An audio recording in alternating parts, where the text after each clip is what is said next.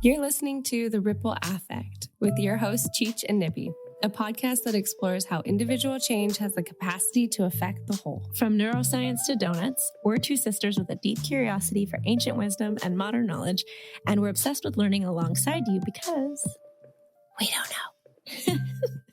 Let's dive in. Welcome back to another episode of the Ripple Affect podcast. This is your co-host, Issa, aka Nibby, and today I'm bringing you a tactical episode, which are our shorter, bite-sized, actionable episodes for enacting change in your week.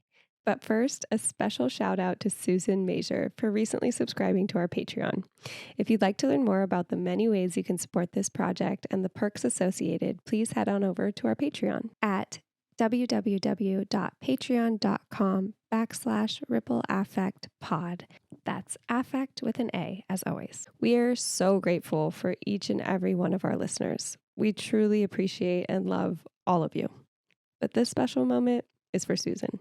Susan, you have been such a positive, dedicated, and interactive listener from the very beginning. Each one of your messages of encouragement, praise, and connection have lifted our spirits more than you could ever know. Thank you for your unwavering dedication to your personal evolution and allowing the ripple effect to be a part of that. Cheers to you. This week, we are going to dive in, shallow end, because I don't have hours with you, to habits. In this episode, we're going to talk about the neurobiology of habits, just a little bit, a few very easy actionable steps to create a new habit or break an old one, and some personal anecdote around what has and hasn't worked for me. Let's dive in. First of all, I love this subject. I've read many books about habits. I've read psych studies on habits. I have used myself as a human experiment on habits. I'm also a habit-based nutrition coach, if you didn't know. I am fascinated by habits. Guarantee you, whether you know it or not, have habituated many things in your life. Some of them probably serve you well, like driving, and others really don't. Let's start with why our brains create habits. This is almost too simple to be true. It's most likely for simple metabolic efficiency, aka the body being smart with how it spends its energy. The brain creates a habit so that it doesn't have to run as much caloric energy to neurons firing, figuring things out over and over and over again. Once it's sequenced, it'll just run that pattern. Habits are cognitively efficient because the automation of common actions frees mental resources for other tasks. The brain can rely on long-term memory, and it can use a lot less energy to run the program. So that's why, for example, when you're first learning to drive a vehicle, there's a lot of brain activity. But once you've learned to drive, you look up and think, I don't remember the last 30 miles. And if you're me, you ponder whether you've been abducted in that time. Okay, that's the basics. The brain loves efficiency. It's a little lazy, as Dr. Thayer would say. I can go into the areas associated with these things, but I don't know that anybody cares. Plus, we have an episode dropping soon with the one and only Dr. Barbara Thayer, PhD neurobiologist, who can break this down better than I. Okay, so let's just stop there. Today, I'm giving you habit formation advice paired with a small changes approach that has been tested as a behavioral change strategy. Ready? First things first, pick your habit. Make sure this new thing is meaningful to you. That's really important. After you've picked, you're going to take a piece of paper and write for 5 minutes. Write a reality of what life will be like for you if you don't follow through with this habit. If nothing changes, where are you? What does life look like? Paint that picture for yourself, okay? And then once the timer goes off, you're going to reset it for another 5 minutes, and you're going to write out what life looks like if you do stick to this habit and it becomes part of you and your daily activity and your identity. And it's working. Write down all the things that you'll gain from integrating this habit into your identity. Okay. This will cement in your why in a real way. There's evidence that a behavior change selected on the basis of personal value rather than to satisfy external demands like a physician's recommendations is an easier habit target. So find something that is meaningful to you.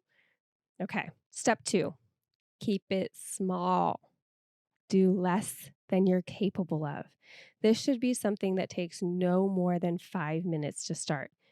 5-minute meditation minimum, 5-minute run, 5-minute creativity time, 5-minute play with your kid, 5-minute practice your instrument. Whatever the thing, just do it for 5 minutes. Forming one small healthy habit may increase self-confidence for working towards other self-promoting habits. We don't want to go all in, fail, and then fall into that loop. What we want to do is we want to go a little bit in, not fail, and let it build us up. So just stick to this one small thing and it will change other things. Okay.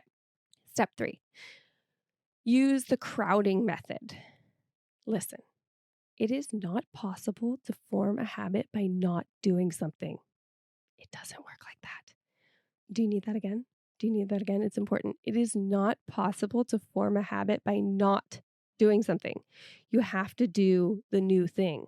Hence, crowd in the new good thing. Do not cut out the bad. Select a new behavior, for example, eat an apple daily, rather than giving up an existing behavior. Stop eating fried food. Crowding in the good thing, not cutting out the bad thing. Okay? Here we go. These are 2 caveated tips. Track it. Track the habit. We have a hard time with not instant gratification. We love dopamine hits in our society right now. It is all the rage. So it's challenging to start a habit that's going to take time to start seeing the actual benefit. But what doesn't take time and what gives you a short burst of dopamine is tracking your personal progress with that habit. So track the personal progress, create a calendar. I printed one out when I was doing my habit and just mark it off every day you do it. And then it gets addicting and you just start marking it off. And then you don't want to break your chain or your streak, right? Duolingo knows this. They're up on it. Second bonus. This one really worked for me. Call someone and tell them that you're doing this thing and that you want to keep this habit for yourself. And if you don't, if you fail to keep this habit, you will pay them $300 or whatever amount motivates you to stay on track that you would actually be able to afford, but it would be like, oh, I don't want to pay that for not doing 5-minute action. Okay. Find that number for yourself.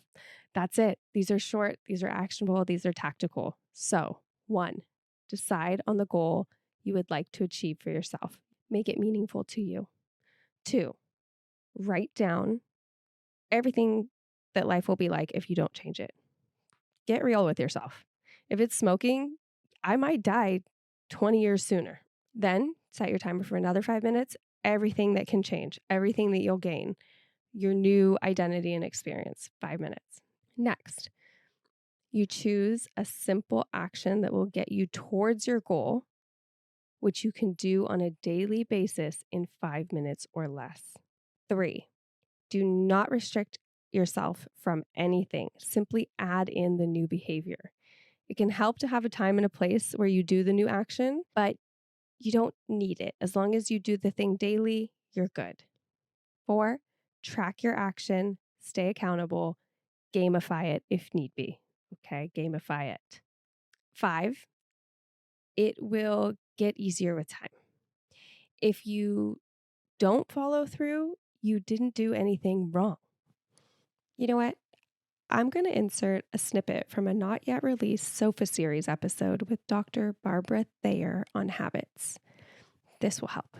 So for people who feel stuck in patterns that are tied to stress and trauma or an emotional regulation, how much of habit change is that agency, that willpower that we talked about of taking the time to say, hey, this is what I'm doing?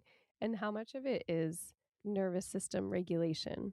Or do you think it takes both to be able to actually change a habit? This is going to sound so hippy-dippy, but I'm going to let it fly anyway. But I think there's something else. I think there's something about grace in that. Because I feel like as much as I wish I could will myself into new ways of being, sometimes it happens, and I feel like, how did that happen? That was so magical. There's some element and I think of it as some sort of grace from whatever there is in the universe, where I get on the beam, and I'm lined up with whatever it is that the universe is trying to generate, and it happens, and then there's other times when I feel like I'm trying to force it, and I may have all the pieces in place, but there's something that's not happening yet, and I don't know what that thing is, and I think it's a magic thing. I agree. And I wonder how you trust and how you navigate when it's not the grace, when the grace isn't there, when the habits aren't being formed, when you really know you want to genuinely change something and you just aren't doing it, or you can't seem to do it. How do you navigate the surrender and the trust and not self-criticize? Oh gosh, honey, I have no idea. $1 million question. How do you not self-criticize? Right, boy. You go to ACA. You go to ACA and you learn how to be your own loving That's parent. how That's how you do it. you need better guests than me on your podcast who have actually, because you got me. I know. No. All I know is to keep trying. That's literally all I know. Keep trying. Just don't give up. up. If that's what I want, then I know. And if the thing that I want is the thing that I think is really good for me, good for the world, the people in my life, the people that I may encounter, I know that if I just keep trying, eventually it will come. And I don't know when that is. And sometimes it's just a test of persistence, but I feel like that's the only way for me to get there. I know that this is something I want in my life. I know it. And even though I fail, sometimes, if I get back up and I keep trying and I keep trying, eventually that thing will happen. How many times did I try to quit smoking? I don't know, a bunch. I didn't want to keep track of that. I try not to keep track of my failures. Generally, I don't find it a helpful thing. No, you just, what do they say about the past? Like, look, but don't stare. Yeah, exactly. It's impolite to stare. Yeah. I really do. I feel like there's some sort of magic universe. Ask your guide, your ancestors, whoever is there helping you, to help you to manifest that, to bring that to the fore. There you have it. Thank you, Dr. Thayer. We're complex beings and life is dynamic. Health is an evolving goal and healing is nonlinear. So try this out. See what sticks if you stick to it. If it doesn't work, you can always try again. But I'm telling you, it's going to work. It's going to work. That's it for this week. Happy habit making. If you'd like the show notes, including my favorite resources on habits, the book that I attribute to my 7-month streak of meditation, a SMART goal sheet to set you up for success, and a step-by-step process that I just explained in a PDF form, you can find all of that on our Patreon page. Become a member to drop in deeper with us. Catch you next week. Isa signing off. Okay. I think we did it. Listen, I don't know what we did, but we did it. Thanks for listening to another episode of The Ripple Affect. We're looking forward to exploring a different facet of change with you next time. If you found value in this episode, please take a second to leave us a review and share with a friend. Every little bit helps the ripple go farther. Thanks for being a part of this experiment with us. And remember, we're way more connected and deserving than society's false sense of separation dictates us to be. You're not just one person. Your singular efforts do make the collective change possible. We're going to keep showing up and we'll never get to perfection, but if we allow the process to be the solution, we can trust that small ripples will make big waves. Changing yourself changes the ripple. And what if a collective almost is good enough?